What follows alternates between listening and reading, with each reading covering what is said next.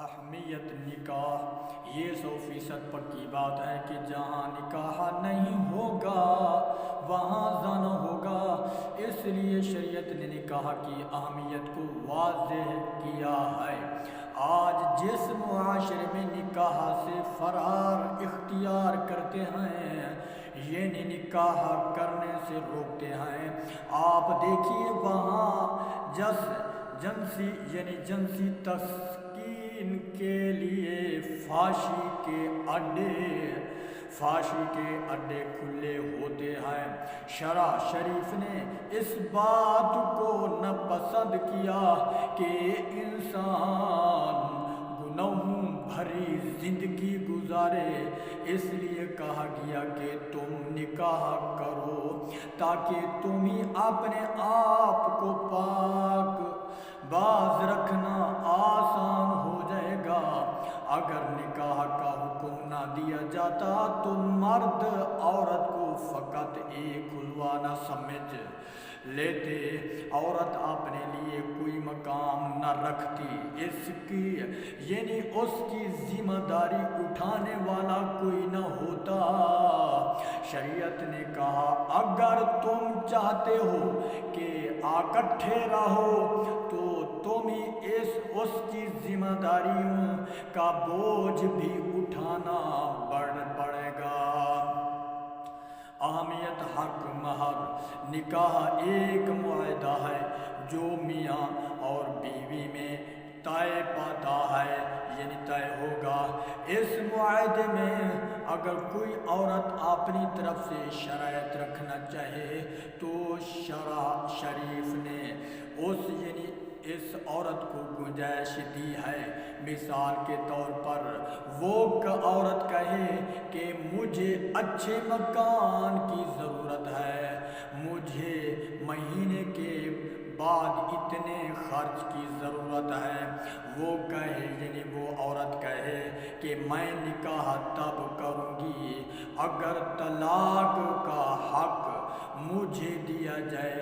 شریعت نے اس کو اجازت دی ہے کہ وہ نکاح سے پہلے اپنی شرائط منوا سکتی ہے، لیکن جب نکاح ہو گیا اور طلاق کا حق مرد کے پاس ہے یا مرد اپنی مرضی سے خرچہ دیتا ہے تو اللہ کی بندی آپ رونے کا کیا فائدہ ہے۔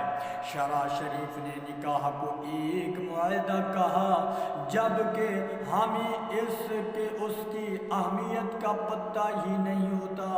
آج کل لڑکی والے اپنی سادگی میں مارے جاتے ہیں۔ حق مہر لکھنے کا وقت آیا تو کسی نے کہا 500 روپے، کسی نے کہا 50 روپے کافی ہے، اور خدا کے بندو 50 روپے کافی نہیں، کیونکہ یہ ایک بچی کی زندگی کا معاملہ ہے، اسے عیب نہ سمجھو۔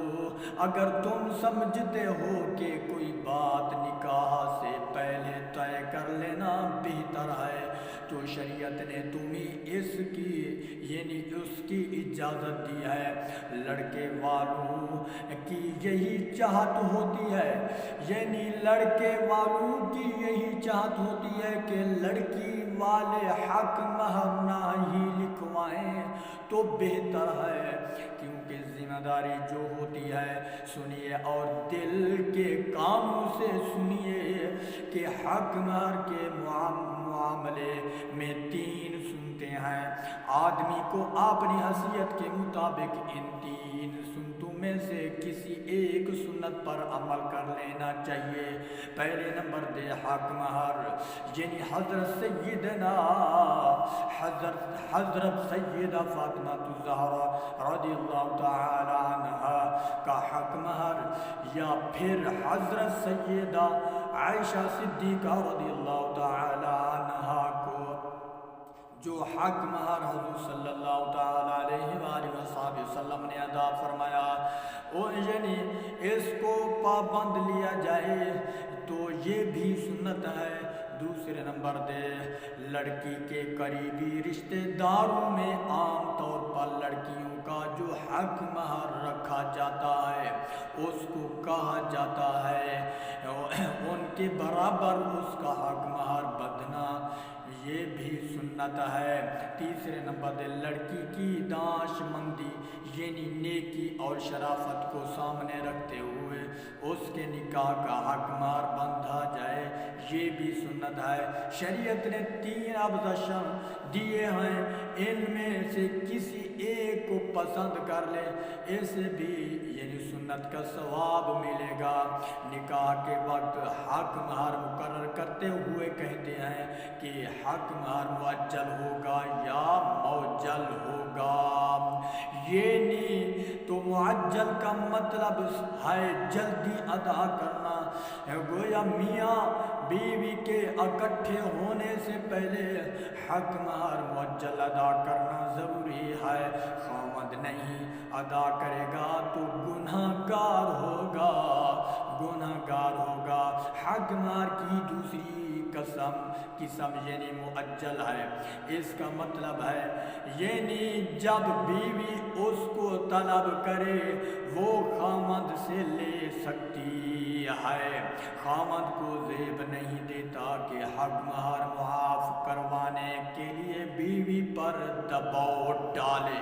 ہاں اگر کوئی بیوی حق مہر کی رقم واپس لوٹا دے تو قرآن کی راہ سے اس رقم میں برکت ہوتی ہے۔ بسم اللہ الرحمن الرحیم فَإِن طِبْنَ لَكُمْ عَنْ شَيْءٍ مِّنْهُ نَفْسًا فَكُلُوهُ هَنِيئًا مَرِيئًا۔ حضرت علی رضی اللہ تعالی عنہ ایسی رقم سے شہد خریدتے اور پانی میں ملا کر مریضوں کو پلاتے تھے۔ شریعت نے نکاح کی تشہیر کرنے کا حکم دیا ہے، نکاح کی تشہیر کرو۔